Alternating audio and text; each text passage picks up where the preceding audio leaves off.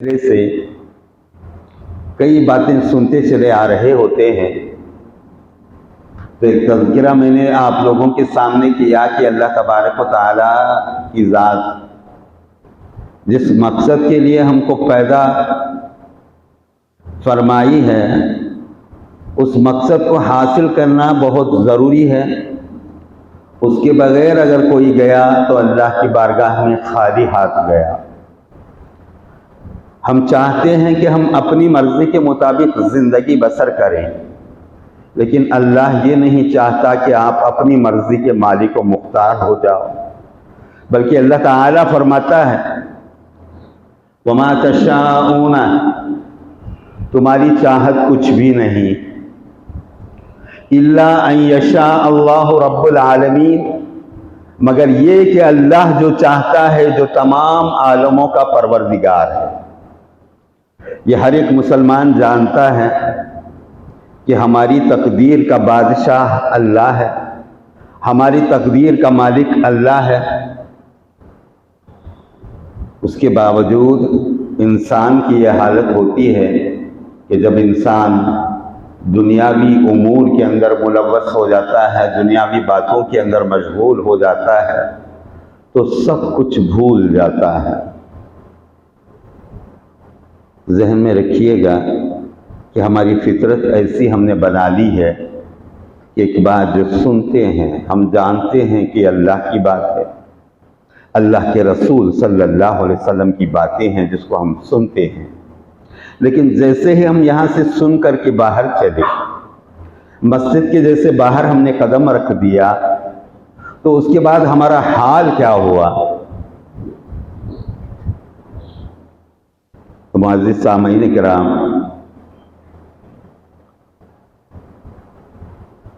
جیسے ہی ہم یہاں سے قدم باہر رکھتے ہیں تو اللہ تعالیٰ نے ایک مردود کو ہمارے ساتھ کر دیا ہے،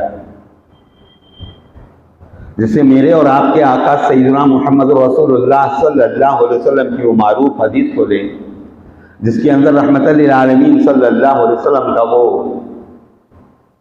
مخصوص تذکرہ، جس کے اندر ام المؤمنین عائشہ صدیقہ رضی اللہ تعالیٰ عنہ حضور صلی اللہ علیہ وسلم کی خدمت میں بیٹھی ہوئی ہیں، اور آپ ذرا غصے میں آ گئی، تو حضور علیہ السلام نے فرمایا اے عائشہ توبہ کرو اللہ کی بارگاہ میں، تمہارے نزدیک شیطان آ گیا ہے۔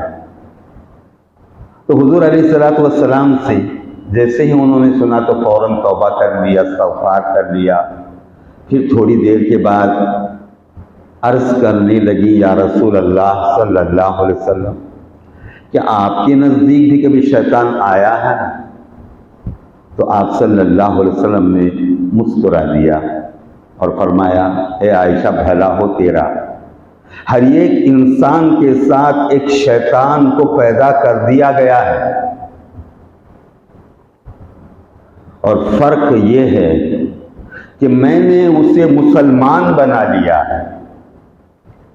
تو اب یہ سمجھنے والی بات ہوتی ہے کہ ہر ایک انسان کے ساتھ ایک شیطان کو اللہ تعالیٰ نے جو پیدا کر دیا۔ علماء کرام سے جب پوچھیں کہ اللہ کہاں ہے، سیدھے آسمانوں کی طرف اشارہ، اور حضور علیہ السلام کی بابت اگر پوچھیں تو بتائیں مدینے کی طرف اشارہ۔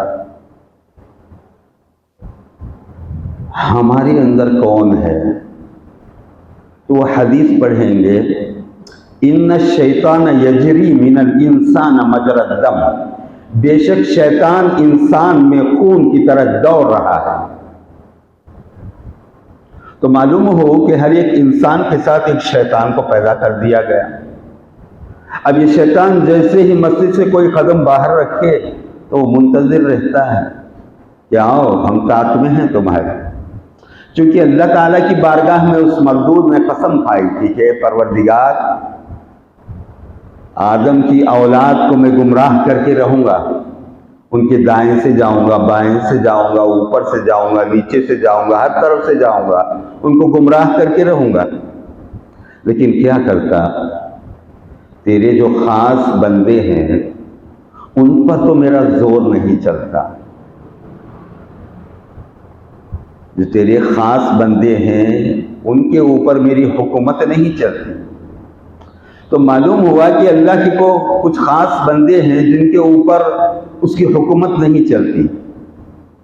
اس کے علاوہ جتنے ہم عوام ہیں، ہم لوگوں کو معلوم ہونا چاہیے کہ شیطان اللہ کی بارگاہ میں قسم کھا کے آیا ہے کہ ہم کو لے جائے گا گمراہی کی طرف۔ تو اب یہ گمراہیاں جہاں بڑھتی جا رہی ہے، حدیث پڑھ کر کے علماء سناتے ہیں، تو معلوم کریں کہ جیسے یہاں سے اللہ کے رسول صلی اللہ علیہ وسلم کی باتیں ہم سن کر کے مسجد سے باہر قدم رکھتے ہیں تو فوراً ہمارا دل و دماغ بدل جاتا ہے، پھر اسی دنیا کی طرف ہم مائل ہو جاتے ہیں، اسی میں ملوث ہو جاتے ہیں۔ جب تک ہم یہاں بیٹھے ہیں اللہ کے گھر میں، جب تک کہ ہم باتیں سن رہے ہیں اللہ کے رسول صلی اللہ علیہ وسلم، تب تک ہمارے دل اللہ کے خوف سے لرزتے ہیں، ہمارے دلوں میں اللہ کا ڈر پیدا ہو جاتا ہے۔ تو یہ انسان کی فطرت بنی ہے۔ یاد رکھیے کہ اللہ تعالیٰ نے آزمانے کے لیے ہم کو پیدا کیا، جیسا کہ اللہ تعالیٰ نے فرمایا الذی خلق الموت والحیات لیبلوکم ایکم احسن عملا۔ وہ بابرکت ہے ذات جس نے موت اور حیات کو پیدا کیا تاکہ تم کو آزمائے کہ تمہارے اندر خوبصورت عمل کرنے والا کون ہے، حسین اعمال کرنے والا کون ہے۔ سر عام جہاں اللہ تعالیٰ نے انسان کو تنبیہ کرنی چاہیے، انسان کو سمجھایا، انسان کو بتایا وَمَا خَلَقْتُ الْجِنَّ وَالْإِنسَ إِلَّا لِيَعْبُدُونَ۔ ہم نے جنوں اور انسانوں کو پیدا کیا ہے ہماری عبادت کے لیے۔ اب اس کی عبادت سے لوگ یہ خیال کرتے ہیں کہ رات بھر کھڑے ہو، رات بھر نماز پڑھ دو، یہ عبادت ہے، صبح میں اس کے ذکر و اذکار کرو، پابندیاں کر لو، تسبیح کراؤ، یہ کرو وہ کرو، یہ سب عبادات ہیں۔ تو یاد رکھیں لیعرفون کا معنی سمجھنا ہے کہ ہم اس کے بندے بنے، لیعبدون کا معنی سمجھنا ہے تو حضرت عبداللہ ابن عباس رضی اللہ تعالیٰ نے فرمایا او لیعرفون، ہم کو اللہ نے پیدا کیا ہے اس کی پہچان کے لیے۔ جب تک ہم اس کی پہچان نہیں کر لیتے اس وقت تک ہمارا معاملہ درست نہیں ہو سکتا۔ تو اللہ کی پہچان مقصود ہے۔ اب چلیں کہ اللہ کے بابت ہر کسی طبقے کا، ہر ایک طبقے کا ایک ایک معاملہ ہوتا ہے، کوئی کچھ کہتا ہے، کوئی کچھ کہتا ہے، کوئی تو صرف آسمانوں کے اوپر ہی اللہ کو ماننے والا ہے، کوئی مانتا ہے کہ اللہ ہم سے قریب ہے، کوئی کہتا ہے کہ اللہ ہمارے اندر ہے، کوئی کہتا ہے کہ اللہ کسی ایک مقام پر مقید ہو گیا ہے، قید ہو گیا، نعوذ باللہ۔ کوئی کچھ کہتا ہے، کوئی کچھ کہتا ہے، ہر قسم کے طبقے ہم نے دیکھے، لیکن کوئی بھی طبقہ جیسے اللہ فرماتا ہے اس بات پر آ جائے تو ہمارے اندر جھگڑے ہو ہی نہیں سکتے۔ لیکن ہمارے اندر بہت سارے یہ جو طبقے پائے جاتے ہیں، بہت ساری جماعتیں، بہت سارے گروہ جو ہمارے اندر پائے جاتے ہیں، مختلف، اور ہر ایک کا انداز کچھ الگ الگ، ہر ایک کا عقیدہ الگ الگ، ہر ایک کی بات الگ الگ، ہر ایک نازاں و کوشاں کہ ہم سیدھے ہیں، ہم سیدھے ہیں، ہم سیدھے ہیں، ہم سیدھے۔ تو اللہ تعالیٰ نے اعلان فرمایا کہ میں جسے چاہتا ہوں سیدھے راستے پر لاتا ہوں، میں جسے چاہتا ہوں ہدایت کرتا ہوں۔ تو اللہ تعالیٰ نے کھلم کھلا بیان کیا کہ میں نے 3 طرف کا بنا دیا ہے تم کو، جس کی آیت کو کئی مرتبہ میں نے آپ لوگوں کے سامنے پڑھا ہے کہ اللہ تعالیٰ نے فرمایا ایک سیدھے ہاتھ والے، کیا ہی اچھے ہیں سیدھے ہاتھ والے، بائیں ہاتھ والے کیا ہیں، بائیں ہاتھ والے کیا ہی برے ہیں بائیں ہاتھ والے، جیسے ترجمہ لوگوں نے کیا۔ فاصحاب المیمنۃ ما اصحاب المیمنہ واصحاب المشأمۃ ما اصحاب المشأمہ والسابقون السابقون، جیتنے والے، سبقت لے جانے والے، اولئک المقربون، وہ قریب رہنے والے۔ تو اب اللہ کے قریب ہونے کا کسی کو اگر خیال پیدا ہوتا ہو کہ اللہ مجھ سے قریب رہے، میں اللہ سے قریب رہوں، تو یہی وہ معاملہ ہے جسے ہم پڑھتے ہیں آیتوں کو، الا ان اولیاء اللہ لا خوف علیہم ولا هم یحزنون، اللہ کے دوست ہیں، نہ ان کو کسی قسم کا خوف ہے اور نہ کسی قسم کا غم، کیونکہ وہ مقرب بن جاتے ہیں۔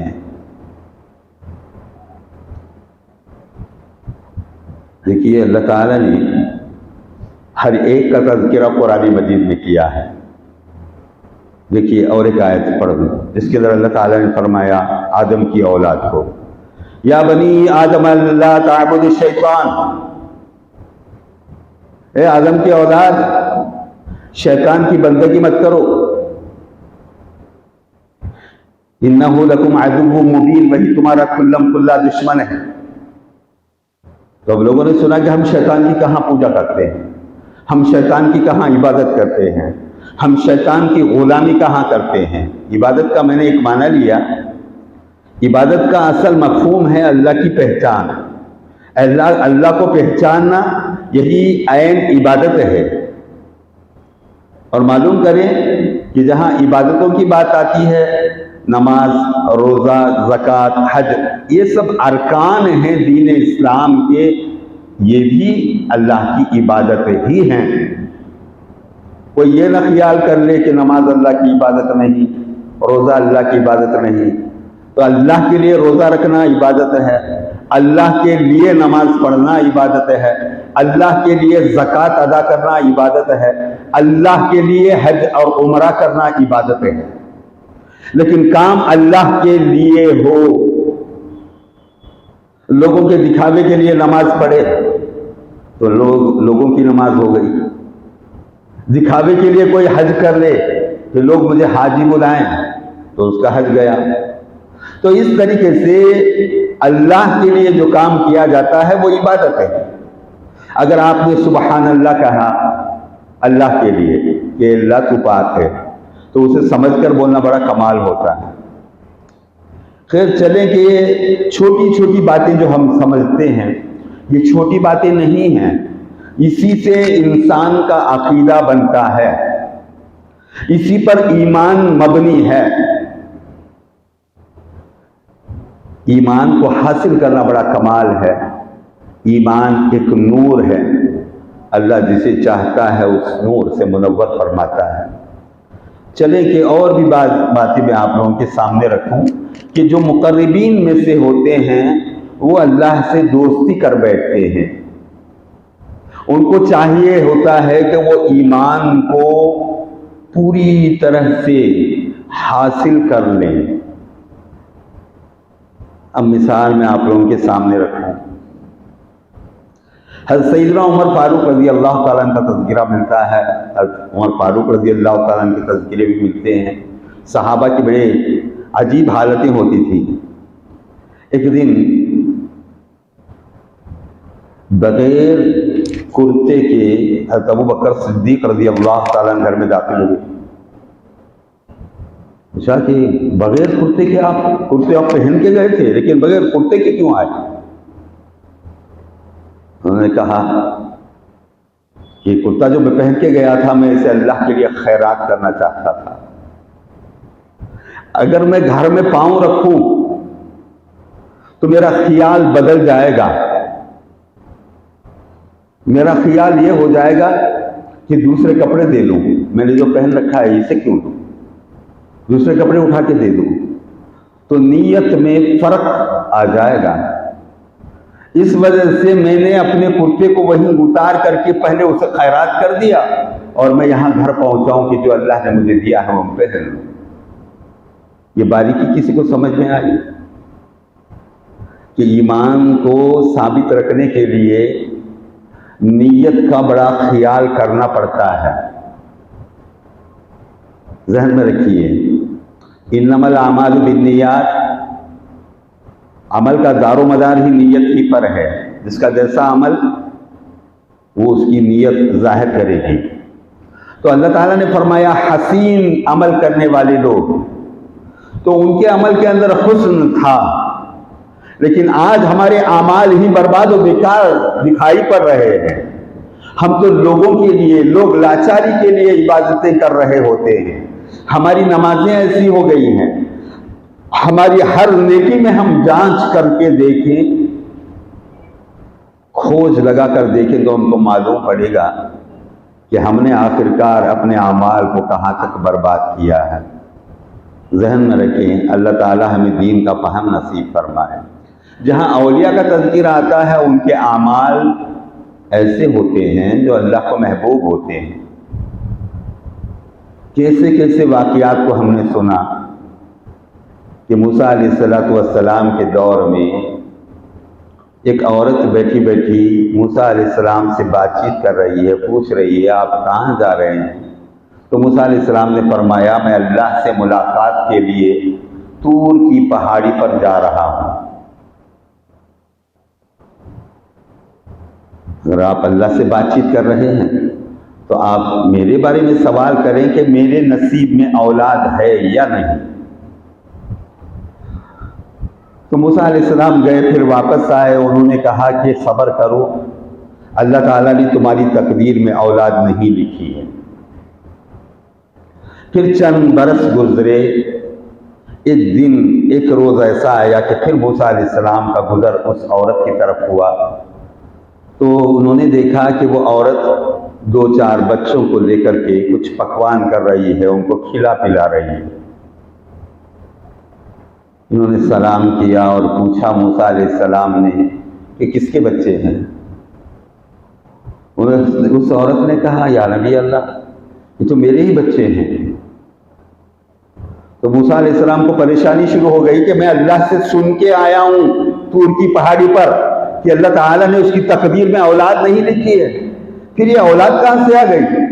دوڑتے ہوئے اللہ کی بارگاہ میں پہنچے، طور کی پہاڑی پر پہنچے، فوراً جا کر کے پھر اللہ سے عرض کرنا چاہتے تھے کہ یا اللہ، ابھی ان کا سوال بھی مجھ سے نہیں نکلا۔ اللہ تعالیٰ کی طرف سے ایک حکم ہوا کہ اے موسیٰ جاؤ پہلے کام کرو، ہمارا انسان کا گوشت لے کر کے آؤ۔ تو موسیٰ علیہ السلام دوڑے، کیونکہ اللہ کا حکم ہے، آرڈر ہے۔ اب اس گوشت کی تلاش میں نکلے، ڈھونڈتے پھرے کہ میں اللہ کو انسان کا گوشت چاہیے۔ بھائی انسان کا گوشت کہاں ملتا ہے؟ ہر ایک سے سوال کر رہے ہیں۔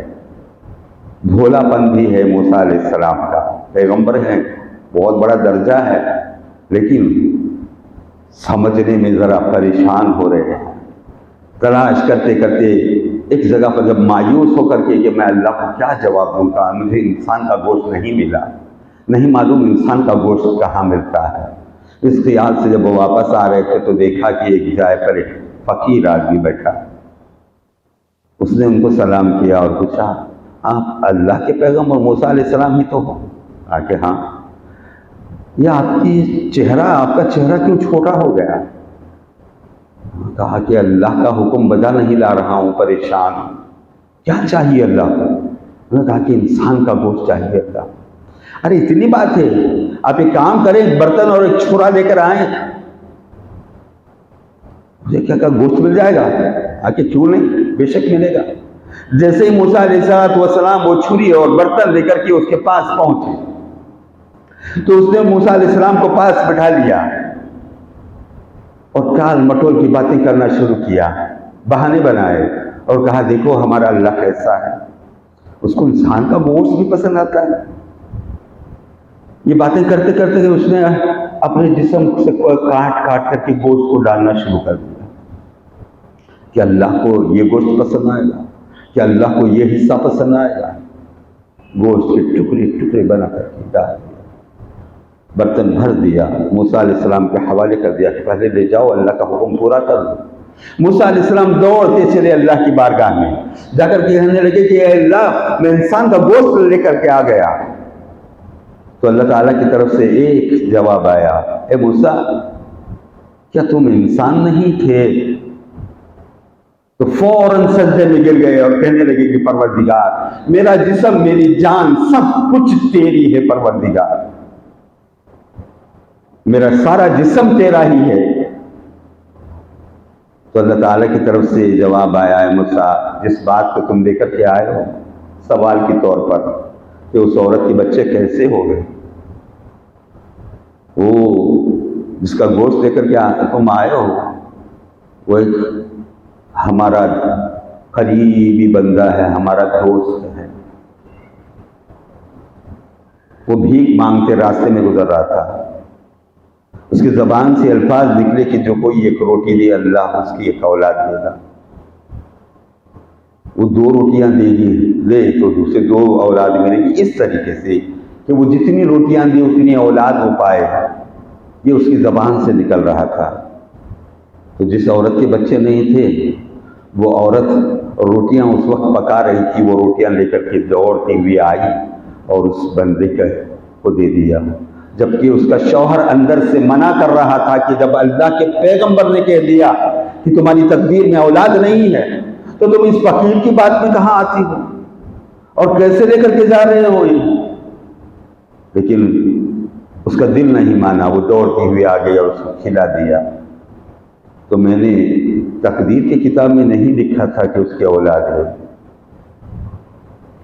لیکن میری ایک عادت ہے کہ میں اپنے جو خاص بندے ہوتے ہیں ان کی زبان رکھنے کے لیے تقدیر کی کتاب کو مٹا کر کے پھر لکھتا ہوں۔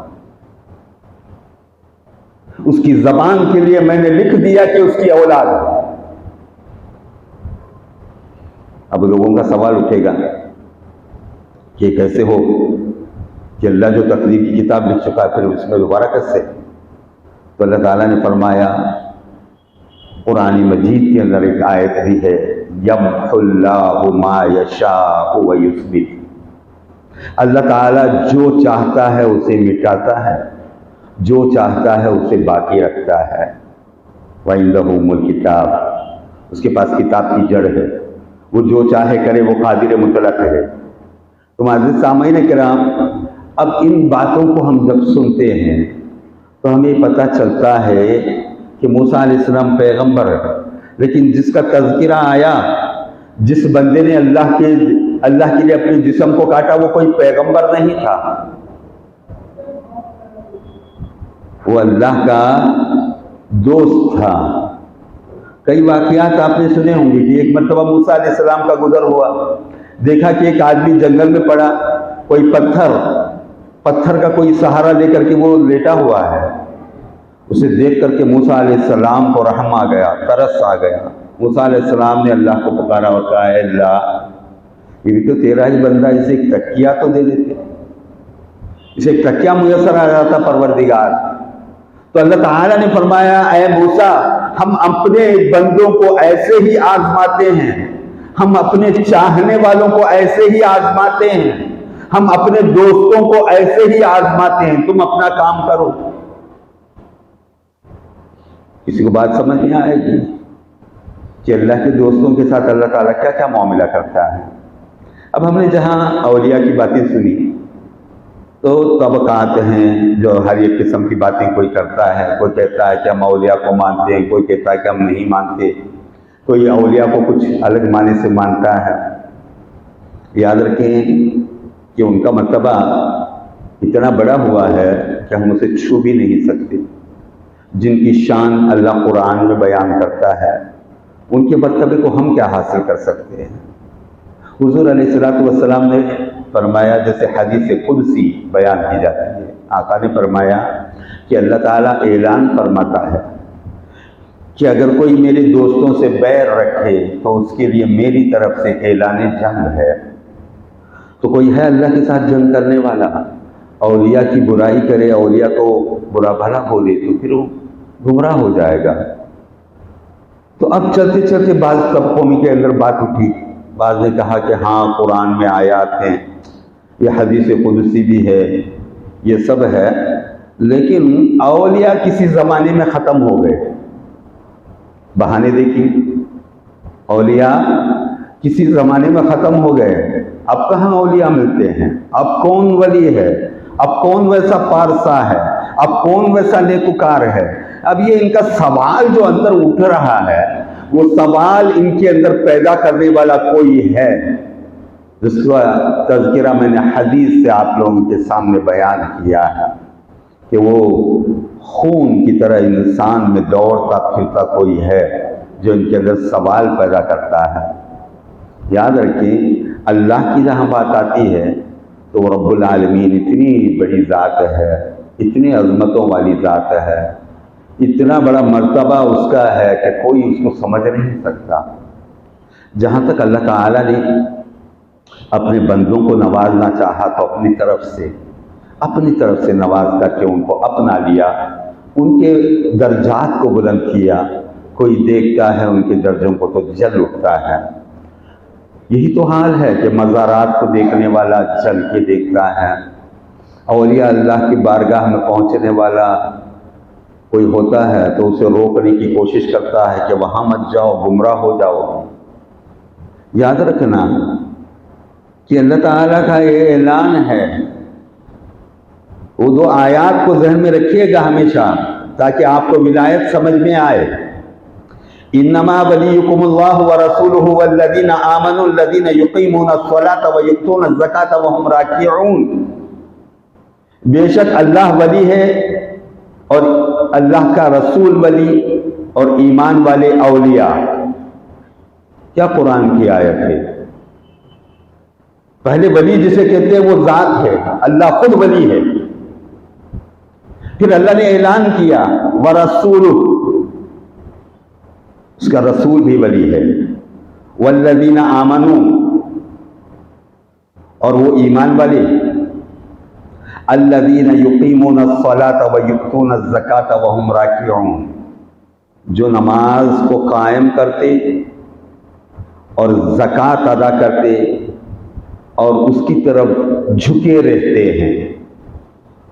وَمَن يَتَوَلَّ اللَّهَ وَرَسُولَهُ وَالَّذِينَ آمَنُوا، جو کوئی اللہ کو ولی مانے، اللہ کے رسول کو اور ایمان والوں کو اولیاء، فَإِنَّ حِزْبَ اللَّهِ، بے شک یہ پوری ایک اللہ کی جماعت ہے، ہم الغالبون، جو کامیاب ہونے والی ہے، غالب ہونے والی ہے۔ اللہ تعالیٰ نے پرچم لہرا دیا اپنے اولیاء کا اور لوگوں کو سمجھا دیا کہ میں ولی، میرا رسول ولی اور ایمان والے اولیاء، بے شک یہ اللہ کی جماعت ہے۔ اب بتائیں کون ہے جو منہ پھیرے؟ یاد رکھنا، اولیاء جسے کہتے ہیں کسی کی پیشانی پر لکھا نہیں ہوتا ہے کہ وہ ولی ہے۔ اب جیسے لوگوں کے ذہن میں ایک نقشہ جمتا ہے کہ ولی تو ہم اس کو مانیں گے جو کرامات دکھائے، مثلا کوئی ہوا پہ اڑ کے دکھائے، کوئی پانی پہ چل کے دکھائے، ارے کچھ نہ کچھ کر کے دکھائے۔ آپ نے دیکھا جادوگروں کو، ساحروں کو، وہ لوگ تو ایسے کام کر کے دکھاتے ہیں۔ اولیاء یہ کام نہیں کرتے ہیں، اولیاء کا کام کچھ اور ہوتا ہے، اولیاء اللہ کا کام کچھ اور ہوتا ہے۔ وہ اللہ کے خاص بندے یہ کام کرنے کے لیے نہیں۔ کہیں کہیں ایک تذکرہ آ گیا کہ فلاں بزرگ پانی پر لوگوں کے سامنے انہوں نے چل کر دکھایا، ایک واقعہ ہم نے سن لیا، تو اب ہر ولی کو ہم یہ دیکھیں گے کہ وہ پانی پر چلے تب ولی ہے۔ کس نے کہا؟ یہی بات تو ہے کہ نظام الدین اولیاء رحمۃ اللہ علیہ کے بارگاہ میں ایک شخص پہنچا اور اس نے کہا کہ حضرت میں آپ کے پاس ساتھ رہنا چاہتا ہوں، قیام کرنا چاہتا ہوں۔ حضرت نے فرمایا اسے جگہ دے دو۔ وہ حضرت کے خانقاہ میں رہنے لگا۔ اس نے دیکھا کہ اتنے بڑے ولی ہیں نظام الدین اولیاء رحمۃ اللہ علیہ، با کرامت، ان کی کرامتوں کا تذکرہ سنتے سنتے وہ عاشق ہو کر آیا تھا۔ دیکھا کہ حضرت کیا کر رہے ہیں۔ فجر کی نماز حضرت نے پڑھ لی، پڑھنے کے بعد لوگوں سے بیٹھ کر کے بات چیت کر رہے ہیں۔ پھر ظہر کا وقت ہوا، کھانا کھا لیا، تھوڑی دیر قیلولہ کیا یعنی آرام کیا، پھر اٹھے تو لوگوں سے ملاقات کی، لوگوں سے بات چیت کی، صبح سے شام تک لوگوں سے ملاقات اور بات چیت، حتیٰ کہ عشاء کی نماز ہوئی تو آپ نے عشاء کی نماز پڑھ لی، عشاء کی نماز پڑھ کر کے آرام سے سو گئے۔ اب یہ بیچارہ جو دیکھنے گیا تھا کرامت کو دیکھنے کے لیے، ان کو پرکھنے کے لیے، ان کا امتحان لینے کے لیے جو بندہ گیا تھا، اب وہ لگاتار دیکھتا ہے، لیکن اس کا کام تھا کہ وہ رات میں وضو کرتا اور رات بھر کھڑے ہو کر کے نفل نماز پڑھتا۔ حضرت آرام سے سو رہے ہیں اور یہ نوافل پڑھ رہا ہے۔ 3 دن کے بعد اسے کوئی بات سمجھ میں نہیں آئی، اس نے کہا کہ مجھے اجازت دیجیے میں جاتا ہوں۔ حضرت نے پوچھا کہ کیا بات ہے، کس مقصد سے آئے تھے؟ کہا کہ آپ بہت بڑے ولی ہیں، آپ سے کرامت کا اظہار ہوتا ہے، تو میں بھی آپ کی کچھ کرامتیں دیکھنے آیا، لیکن یہاں کیا کرامت تم نے دیکھی؟ تو اس نے کہا آپ غافل ہو کر کے سو رہے ہیں رات میں، اور میں رات میں کھڑا ہو کر کے اللہ کی نماز پڑھ رہا ہوں۔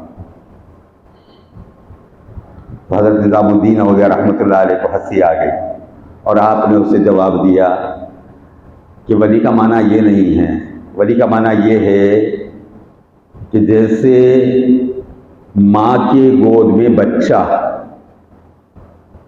اپنے آپ کو اللہ کے حوالے ایسا کر دینا جیسے ماں کے گود میں بچہ ہوتا ہے۔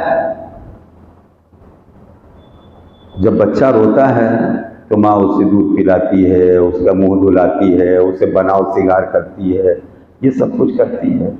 اور کبھی کبھی ایسا بھی ہوتا ہے کہ ماں جب ذرا غصے میں رہتی ہے تو بچے کو چھوڑ دیتی ہے، بچہ چیختا رہتا ہے، چلاتا رہتا ہے، پکارتا رہتا ہے، ارے کیوں کہتی کہ تو پڑھا رہے۔ تو یہ ماں جیسے کرتی ہے اولاد کے ساتھ، تم نے دیکھا ہے کبھی؟ کہا کہ ہاں۔ تو حضرت نظام الدین وغیرہ رحمۃ اللہ علیہ فرمانے لگے کہ ولایت کا درجہ تب حاصل ہوتا ہے جو اپنے آپ کو اللہ کے حوالے ایسا کر دے، وہ جو جیسا چاہے ہم کو رکھے، چاہے بناؤ سنگار کر کے رکھے یا کہیں کیچڑ میں پھینک کر کے رکھے۔ آپ نے سنا ہوگا کہ بہت سارے اولیاء ایسے بھی گزرے ہیں جن کے پہننے کے کرتے اچھے نہیں ہوتے، ان کو مجذوب کہہ دیا جاتا، ٹانٹ باندھ کر کے بھی وہ چل رہے ہوتے، اللہ کی یاد میں مشغول رہتے۔ جیسا کہ ایک مجذوب کا واقعہ بڑا مشہور ہے، دہلی کی جامعہ مسجد ہے، وہ دہلی کی جامعہ مسجد پر ایک اللہ کا بندہ کھڑا ہوا، باہر سے جھانک جھانک کر کے دیکھ رہا ہے۔ لوگ 5 وقتہ نماز کے لیے آتے ہیں، نماز پڑھ کے جا رہے ہیں، جب بھی دیکھتے ہیں ایک ٹانٹ باندھے ہوئے کوئی کھڑا ہے، رات کو بھی کھڑا ہے، دن کو بھی کھڑا ہے، ہر وقت کھڑا ہے۔ لوگوں نے اس کو پاگل سمجھا اور کہنے لگے ارے یہاں کھڑ کے کیا دیکھتا ہے، چل پاگل کہیں باہر جا، دور چلا جا۔ لوگوں نے جب اسے جھڑکنا چاہا تو اس اللہ کے بندے نے کہا ہاں مجھے جانے کو کہتا ہے، ارے کمبخت تو جا، یہ تو میرے محبوب کا گھر ہے، یہ تو میرے محبوب کا گھر ہے۔ اب صرف سیڑھیوں کے اوپر کھڑا ہو کر مسجد کا جو دروازہ ہے اس دروازے سے جھانک جھانک کر کے کسی کو دیکھ رہا ہے۔ وہ کیا دیکھ رہا ہے، کس کو دیکھ رہا ہے، یہ کون جانے۔ یہ مشہور واقعہ حضرت صوفی سرمست رحمۃ اللہ علیہ کا ہے، ہمارے ہندوستان کا، جامع مسجد کی دہلیز پر کھڑے ہو کر کے اندر جھانک جھانک کر کے دیکھے۔ 5 وقتہ نماز پڑھنے والا 5 منٹ کے لیے نماز پڑھ لی، پھر اس کا گھر الگ ہے۔ یہ رات میں کھڑا ہے، دھوپ ہے تب بھی کھڑا ہے، بارش ہے تب بھی کھڑا ہے۔ وہ کیا کر رہا ہے وہی جانے کہ وہ کیا کر رہا ہے، وہ تک رہا ہے کسی کو، وہ جھانک جھانک کر کے دیکھ رہا ہے۔ لوگوں نے اسے سمجھا کہ پاگل ہے۔ تو اس طریقے سے جو بھی فقراء وغیرہ چلتے پھرتے ہیں تو لوگ ان کو دیکھ کر کے ذرا کراہت سے دیکھتے ہیں، یہ ہے وہ ہے، یہ ایسا ہے وہ ویسا ہے۔ یہ سب ان کے محض خیالات ہیں۔ اللہ تعالیٰ نے جو تقدیر بنائی ہے اس کے اندر لوگ سمجھتے ہیں کہ اچھا آدمی تو وہ ہے جو بن ٹھن کر کے اچھی طرح سے کرتے وغیرہ پہن کر کے شان و شوکت سے چلے پھرے۔ حضور علیہ السلام کا دور ہے، رحمت للعالمین صلی اللہ علیہ وسلم اپنے صحابہ کے ساتھ تشریف فرما ہے۔ آپ نے دیکھا کہ ایک آدمی بڑا بن ٹھن کر کے جا رہا ہے. حضور علیہ السلام نے صحابہ سے پوچھا اس کے بارے میں تمہارا کیا خیال ہے؟ لوگوں نے کہا یا رسول اللہ صلی اللہ علیہ وسلم اس کا تو بہت بڑی عزت ہے، بڑا شریف آدمی ہے، اگر کسی بڑے خاندان میں بھی اگر یہ بیٹی پوچھے، بیٹی طلب کرے تو اس کا نکاح کروانے کے لیے ہر کوئی تیار ہو جائے گا، بڑا شریف ہے. اچھا، تو حضور صلی اللہ علیہ وسلم نے سکوت فرمایا، خاموشی اختیار کی. تھوڑی دیر کے بعد ایک آدمی آیا جو پھٹے پرانے کپڑے پہنے ہوا ہے، سیدھا سادہ ہے، وہ سامنے سے گزر رہا تھا. حضور علیہ السلام نے اسے دکھا کر کے سوال کیا اس کے بارے میں تمہارا کیا خیال ہے؟ لوگوں نے کہا یا رسول اللہ صلی اللہ علیہ وسلم اس کی تو کوئی حیثیت نہیں ہے، اس کی لوگوں میں کوئی عزت نہیں ہے، یہ اس کے اندر کوئی شرافت دکھائی نہیں پڑ رہی ہے، کسی اچھے خاندان میں اگر وہ بیٹی طلب کرے تو کوئی بیٹی اس کو نہیں دے گا.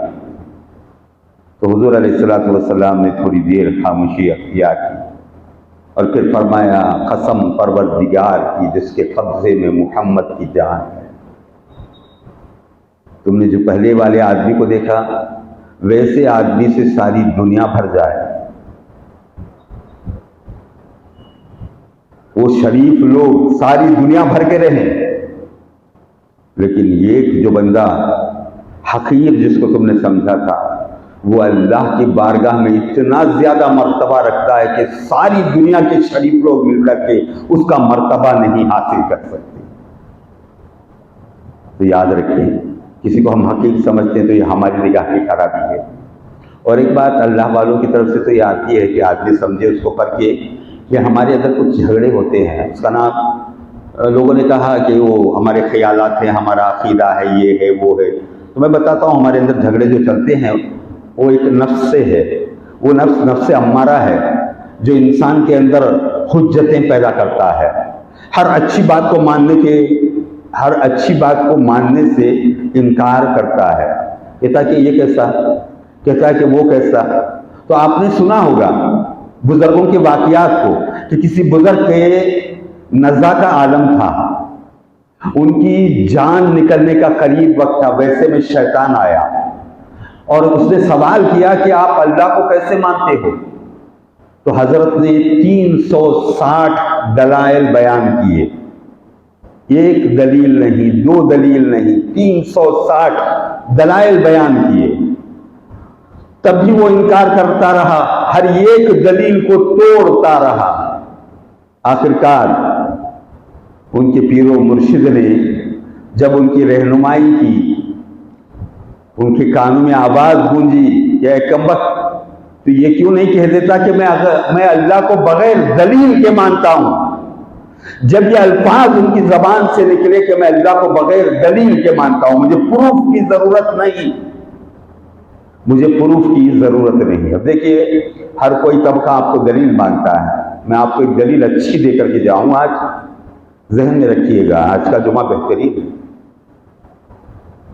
دلیل لوگ تو قرآن میں تلاش کرتے ہیں کہ اللہ نے ایسا کہا، حدیث میں تلاش کرتے ہیں، اللہ کے ہونے کا ثبوت لوگ مانگتے ہیں، چاہے کافر ہوں مشرک ہوں، تو یہ سب اللہ کے ہونے کے دلیل آپ سے مانگتے ہیں. تو آپ سب سے اچھی دلیل سمجھ لیں کہ خود آپ ہو، آپ ہی اللہ کی دلیل ہو. کہو کہ اگر اللہ نہیں تو پھر میں زندہ کیسے؟ خود انسان دلیل ہے اپنے آپ پر. چلیں کہ اللہ تعالیٰ نے فرمایا لا اقسم بیوم القیامہ ولا اقسم بالنفس اللوامہ ایحسب الانسان ان لن نجمع عظامہ بلا قادرین علی ان نسوی بنانا بل یرید الانسان لیفجر امامہ یسأل ایان یوم القیامہ. کیسی کیسی باتیں ہیں، انسان جھگڑا کرتا ہے. اللہ نے دیکھیے طویل باتیں بڑھ جاتی ہیں اس وجہ سے وہ آیت پڑھ لوں، اس کو آپ سمجھ لیجیے. اللہ تعالیٰ نے فرمایا بل الانسان علی نفسہ بصیرہ، انسان خود اپنے نفس کو پہچانتا ہے، انسان خود جانتا ہے، انسان خود معلوم کرتا ہے کہ میں ہوں. تو یہ نفس، اس کی پرکھ، یہ آیت کی پرکھ اگر کسی کو آ جائے تو وہ خود اللہ کی دلیل ہے، بندہ ہی اللہ کی دلیل ہے۔ آدم علیہ السلام کو اللہ تعالیٰ نے اپنا نائب بنایا، اپنا سیکرٹری بنایا، اپنا خلیفہ بنایا۔ ہم اسی آدم کی اولاد ہیں، ہم خود اللہ کے خلیفہ ہیں۔ ہم سے کوئی دلیل کیا مانگتا ہے؟ اب یہ لوگوں کے اندر حجتیں جو پیدا ہوتی ہیں، اس کی دلیل نہیں، اس کی دلیل نہیں، یہ نہیں، وہ نہیں، تم یہ کرو تو تم مشرک ہو جاؤ گے، وہ کرو گے تو مشرک ہو جاؤ گے۔ اب عقائد کو بگاڑتے لوگوں کے ذہنوں کو لوگوں نے خراب کرتے یہاں تک پہنچا دیا کہ چلتے آخرکار انسان کا دماغ جہاں تک برداشت کرتا ہے، اس کے بعد میں کیا آتا ہے، چھوڑو، کسی کی بات لینا نہیں، یہ بات بھی چھوڑو، وہ بات بھی چھوڑو، جو صحیح ہے اس کو بھی چھوڑو، غلط ہے اس کو بھی چھوڑو۔ تو یہ حال پر آتا ہے تو پھر اس کا عقیدہ خراب ہو جاتا ہے۔ وہاں پر شیطان وہ موقع کی طاق میں ہوتا ہے، اگر اس کے قبضے میں کوئی آیا تو فوراً وہ گمراہی کی طرف لے جائے گا۔ تو معزز سامعین کرام، 3 طبقے ہیں ہمارے اندر اللہ کے حکم کے مطابق۔ یہ ایک سیدھے ہاتھ والے لوگ، یہ ایک بائیں ہاتھ والے لوگ، یہ مقرب لوگ۔ اور بھی آسان کر دوں، سیدھے ہاتھ میں جس کے نامہ اعمال دیے جائیں گے وہ جنت کو جائے گا، بائیں ہاتھ میں جس کے نامہ اعمال دیے جائیں گے وہ دوزخ میں جائے گا۔ یہ طبقہ ہے جس کے نامہ اعمال اس کے ہاتھ میں نہیں، وہ اللہ کے پاس ہوتے ہیں، کیونکہ وہ قرب میں ہے، اللہ کے قربت میں ہے۔ وہ اللہ کی قربت میں جو قریب ہو جائے اللہ کے، وہ اللہ کا ولی ہے، جس کی شان میں اللہ تعالیٰ نے بیان کیا، لا ان اولیاء اللہ لا خوف علیہم ولا هم یحزنون، بے شک اللہ کے ولی ہیں، نہ ان کو کسی قسم کا خوف ہے اور نہ کسی قسم کا غم۔ تو اس کے اندر ہم جو نام لیتے ہیں سیدنا شیخ عبد القادر جیلانی رضی اللہ تعالیٰ عنہ کا، غوث الاعظم کا، پھر خواجہ معین الدین چشتی اجمیری رحمۃ اللہ علیہ کا، خواجہ بندہ نواز گیسو دراز کا، شاہ الحمید ناگوری گنج سوائی کا، تو یہ لوگوں کو بات سمجھ میں نہیں آتی۔ یہ ان لوگوں کے ذہن میں ایک نقشہ ہوتا ہے، جیسے کوئی عالم ہوتا ہے تو دوسرے عالم سے جیسے جلتا ہے کہ وہ بڑا مقرر ہے، یہ بڑا مقرر ہے، وہ بڑے مولانا ہے، وہ بڑے مولانا ہے۔ ایسا حساب یہ اللہ والوں کو لگا کر کے دیکھ رہا ہے۔ اللہ والوں کا اصول کچھ الگ ہے، ان کا رہن سہن الگ ہے، ان کے مرتبے کو اللہ نے عطا کیا ہے۔ تو آپ کیوں جلتے ہو؟ کس نے حق دیا آپ کو جلنے کا؟ بات سمجھ میں نہیں آئی تو توبہ کرو اللہ کی بارگاہ میں، بولو اے اللہ مجھے تو وہ بات سمجھ میں نہیں آئی، ایسا کر کے پروردگار کے کسی گلی سے مجھے ملا دے۔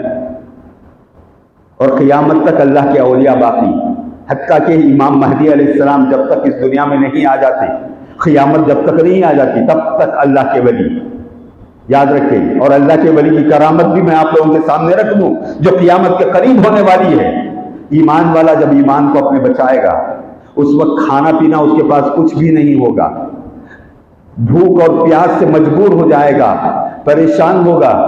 تو صحابہ نے پوچھا یا رسول اللہ صلی اللہ علیہ وسلم پھر ایمان والا کہاں جائے گا؟ تو حضور علیہ السلام نے فرمایا ارے وہ تو اللہ تعالیٰ ان کو ایک تسبیح عطا کر دے گا، وہ ایک ذکر کریں گے جس سے ان کا پیٹ بھر جائے گا، ان کی بھوک مٹ جائے گی، ان کی پیاس مٹ جائے گی۔ قیامت کے قریب اللہ کے نیک بندے ویسے ہوں گے، آج ہم کو تو کھانا پڑتا ہے پیٹ بھرنے کے لیے، لیکن قیامت کے قریب اللہ کے اولیاء ایسے ہونے والے ہیں۔